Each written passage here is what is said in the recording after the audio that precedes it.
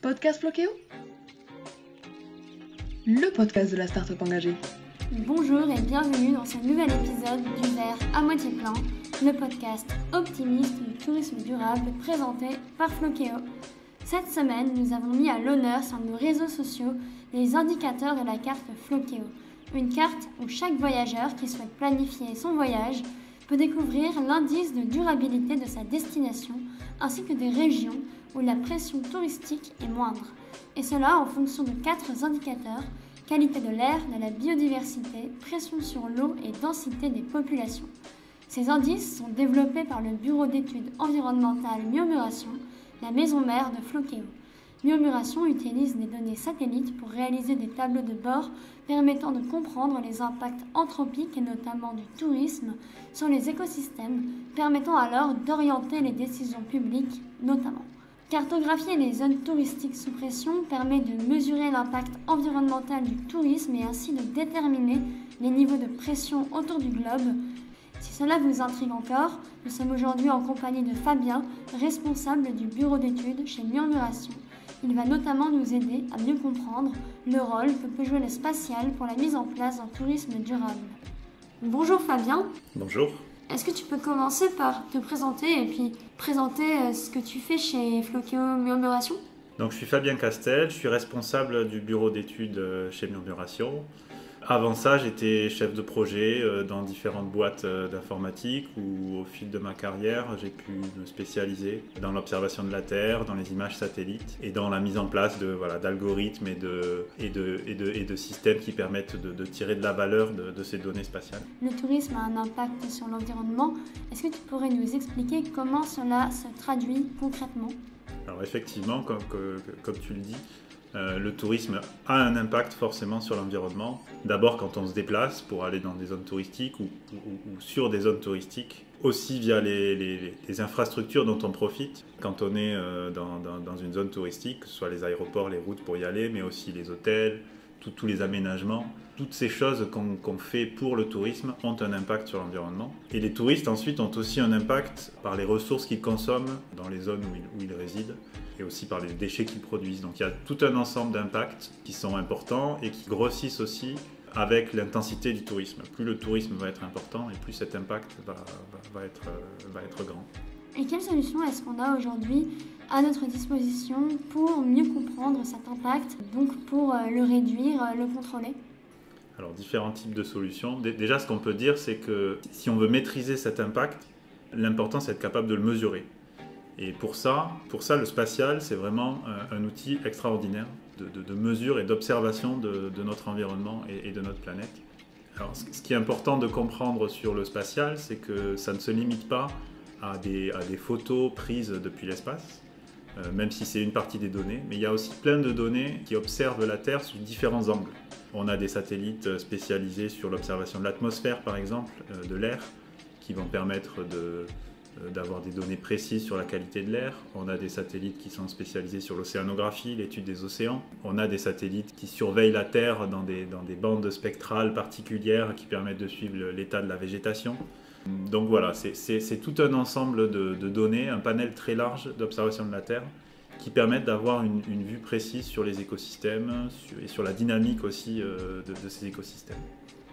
Est-ce que tu peux nous expliquer un peu comment le spatial vous a permis de développer les 4 indicateurs environnementaux dont j'ai parlé en introduction pour la carte qu'on utilise chez Flokéo et chez Murmuration ?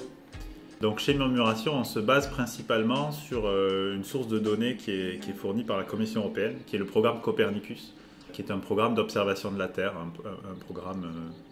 un service public de l'observation de la Terre. Et donc via ce programme, l'Europe a lancé tout un ensemble de satellites qui nous fournit de la donnée brute qu'on peut utiliser directement. Et ce programme fournit aussi tout un ensemble de données qui est préparé, travaillé par des différents labos en Europe qui fournissent des données thématiques, par exemple sur l'état des océans, sur l'état des sols. Voilà, tout un ensemble de produits que nous on peut utiliser et qu'on intègre dans des indicateurs facilement compréhensibles par des utilisateurs qui n'ont pas de connaissances spécifiques là-dessus et qu'on peut nous fournir à des institutionnels qui vont pouvoir utiliser ça pour mieux comprendre leur territoire. Et est-ce que tu pourrais nous illustrer ces indicateurs avec des exemples, par exemple, de villes ou de territoires sur lesquels ils sont particulièrement visibles? Alors effectivement, ces indicateurs ils peuvent avoir un intérêt dans un très large éventail de territoires. Ça peut être intéressant sur des zones en fort tourisme, des zones qui sont en surtourisme, pour être capable de quantifier les impacts et pour être capable d'identifier les limites sur un territoire. Donc là, on peut penser à des zones comme Venise, par exemple, qui est un exemple qui sort souvent de surtourisme. Aussi parce que Venise était un site naturel fragile. Et donc les images satellites, via le suivi du trait de côte, par exemple, le suivi de la qualité de l'eau, via le suivi de la végétation, vont permettre d'avoir une compréhension un peu globale d'une zone comme ça. Ensuite, les indicateurs sont aussi intéressants dans des zones où le tourisme est moins important.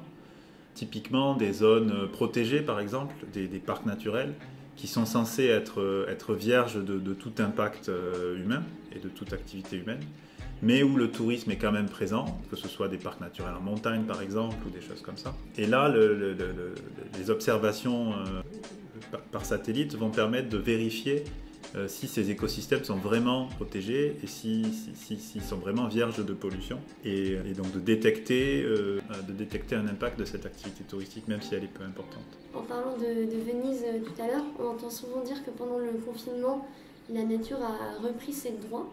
Est-ce que ça, on a pu l'observer sur les données satellites? Alors effectivement, on a fait une petite étude sur Venise au moment du confinement, en particulier sur la qualité de l'eau, qui est possible et qui est mesurable par satellite.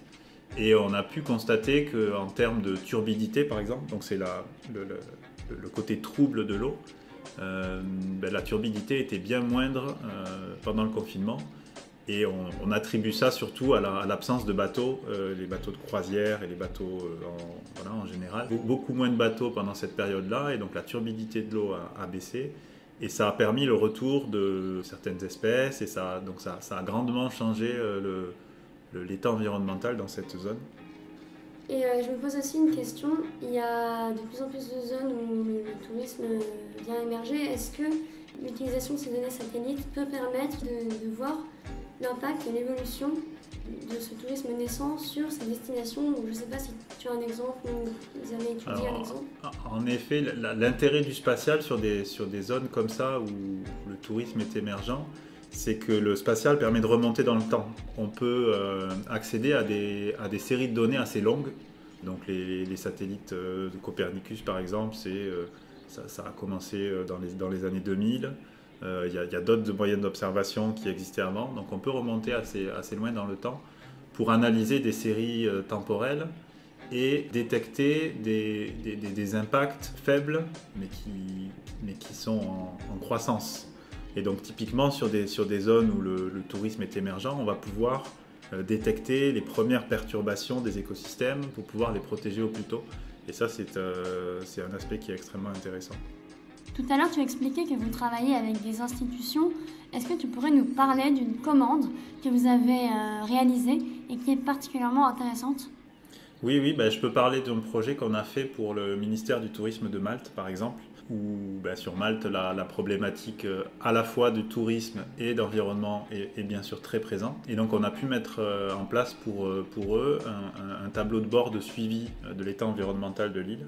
Donc sur différents aspects, d'abord la qualité de l'eau, aussi sur la santé de la végétation, et on a pu coupler ça avec des données statistiques sur le tourisme et sur la fréquentation maritime aussi, pour être capable de comprendre la dynamique sur le territoire et de comprendre où sont les touristes, où est-ce qu'ils vont et quels impacts ils peuvent avoir sur les variables environnementales. Un des aspects importants qui a été trouvé sur ce projet-là, et c'est pas spécifiquement lié au tourisme, c'est que la qualité de l'eau à Malte est fortement impactée par le passage des bateaux, des bateaux commerciaux.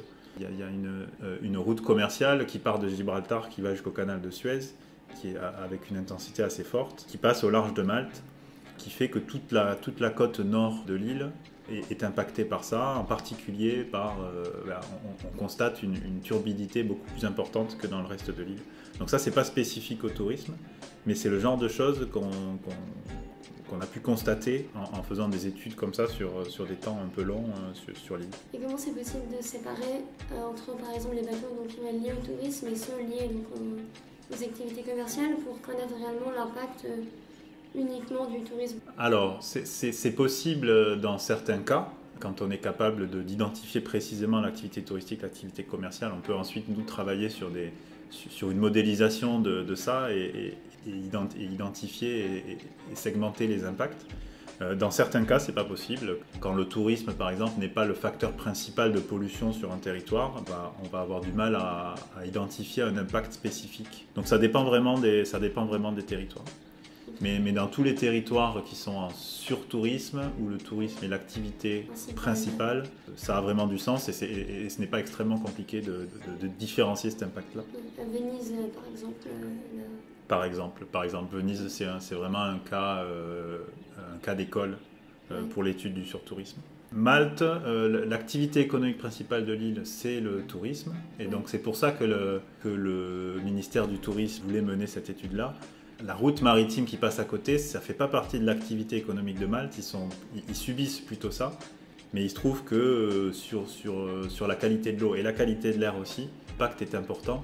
Et c'est d'ailleurs une conclusion un petit peu frustrante pour les autorités de Malte, de se dire que quelles que soient les mesures qu'eux ils vont mettre en place pour améliorer la qualité de l'air ou la qualité de l'eau sur le nord de l'île, c'est vu que le facteur principal c'est des bateaux qui passent au large, ils ne pourront pas forcément y faire grand chose. Mais c'est important d'avoir cette information-là.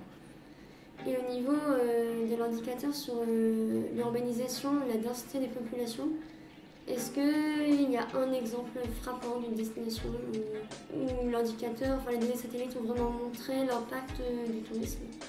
L'indicateur d'urbanisation, c'est quelque chose qu'on calcule à partir de données radar. On s'appuie sur l'artificialisation du sol en fait. Un sol artificialisé, ça renvoie un signal très différent d'un sol naturel et on peut comme ça cartographier ça avec des données satellites. On a utilisé ça en particulier pour le domaine du tourisme pour identifier, donc là encore une fois sur l'île de Malte, identifier si l'urbanisation émergente est liée au tourisme ou pas. Donc sur Malte, l'île elle est petite, elle est quand même fortement urbanisée. Il y a des zones que les autorités veulent préserver. Et donc quand de nouvelles zones s'urbanisent, c'est intéressant pour eux de savoir est-ce que c'est lié à une activité touristique ou pas. Donc on a croisé des données d'urbanisation avec des données de fréquentation touristique, des données de nuitée aussi, pour savoir s'il y avait une corrélation entre nouvelle urbanisation et activité touristique. Et pour terminer, est-ce qu'on pourrait parler un petit peu de la carte qu'on utilise sur notre site Flokeo, la carte interactive? Est-ce que tu pourrais nous expliquer comment les utilisateurs peuvent l'utiliser pour construire leur voyage durable? Alors la carte du site Flokeo, elle présente un indice de tourisme durable. Ça, c'est un concept qui est développé par Murmuration. L'idée, c'est de croiser et de mélanger un petit peu tous les indicateurs environnementaux dont on dispose, de coupler ça avec des indicateurs aussi socio-économiques pour en tirer un score global de soutenabilité du tourisme sur un territoire. Et donc la carte Flokeo, elle présente ce score-là à l'échelle de pays. Donc on travaille toujours sur ce sujet-là chez Murmuration et l'idée, ça va être d'être capable de calculer cet indice-là à une échelle plus basse, à l'échelle de régions, de départements. Voilà, pour être capable de quantifier la soutenabilité du tourisme sur différents types de territoires. Okay. Donc en fait, si je me balade là sur la carte, je peux par exemple me rendre à Cuba et on va m'indiquer le score de durabilité de Cuba avec les détails par indicateur. Voilà, et donc c'est un indicateur qui combine des indicateurs d'état environnementaux, mais aussi d'activités économiques liées au tourisme. Donc l'idée de la carte Flokeo, c'est vraiment d'apporter l'information aux touristes et aux curieux qui voudraient en savoir plus là-dessus, sur l'état, sur la soutenabilité du tourisme dans différents territoires. Et donc ça va inclure différents indicateurs sur la qualité de l'air, la qualité de l'eau, sur l'état de la végétation, donc des indicateurs sur la santé des écosystèmes, et aussi des indicateurs sur l'activité touristique. Des zones en surtourisme par exemple, où l'activité touristique est très importante, vont avoir un score plus bas. Et donc on met en place une modélisation et un calcul d'indice qui va prendre en compte tous ces aspects pour avoir un score global facile à comprendre pour des utilisateurs même si tout le procédé de calcul est aussi expliqué sur le site et c'est fait en toute transparence. Ouais, mais c'est ça qui est intéressant, c'est que n'importe qui peut comprendre sans être ingénieur, spécialiste des données satellites. Effectivement, et c'est toute l'essence de l'action de Murmuration, c'est de mettre à disposition du grand public toutes ces informations et toute cette connaissance issue du spatial et rendre cet outil compréhensible pour les gens. Maintenant, on sait mieux comment utiliser cette carte Flokeo qui est disponible, je le rappelle, sur notre site internet flokeo.com. Est-ce que Fabien, tu as quelque chose à rajouter pour conclure ce podcast ? Non, je tiens à te remercier pour cet entretien intéressant et qui permet de mettre en valeur l'activité de Murmuration, qui est vraiment pensée pour être complémentaire de tout ce qui se fait sur Flokeo. Donc voilà, c'était une très très bonne opportunité de pouvoir parler de ça pendant ce podcast. Merci beaucoup Fabien pour toutes tes explications sur le rôle du spatial pour la mise en place d'un tourisme durable. C'était très éclairant et je suis sûre que ça fera réagir les voyageurs de la communauté Flokeo. Et d'ailleurs, n'hésitez pas à interagir sur nos réseaux et notamment sur Instagram. Pour découvrir notre carte interactive et ses indicateurs, vous pouvez vous rendre sur notre site flokeo.com et ainsi planifier votre prochain voyage en phase avec les enjeux environnementaux et sociaux actuels. Vous pouvez aussi découvrir les activités de notre maison mère Murmuration sur Twitter et LinkedIn pour comprendre comment le spatial peut aider les décisionnaires publics à la mise en place des stratégies environnementales des territoires et des destinations touristiques. Comme d'habitude, si vous avez des questions, n'hésitez pas à les poser en commentaire, nous vous y répondrons avec grand plaisir. Sur ce, je vous souhaite une très belle semaine et d'ici à dimanche prochain, n'oubliez pas de voir le verre à moitié plein.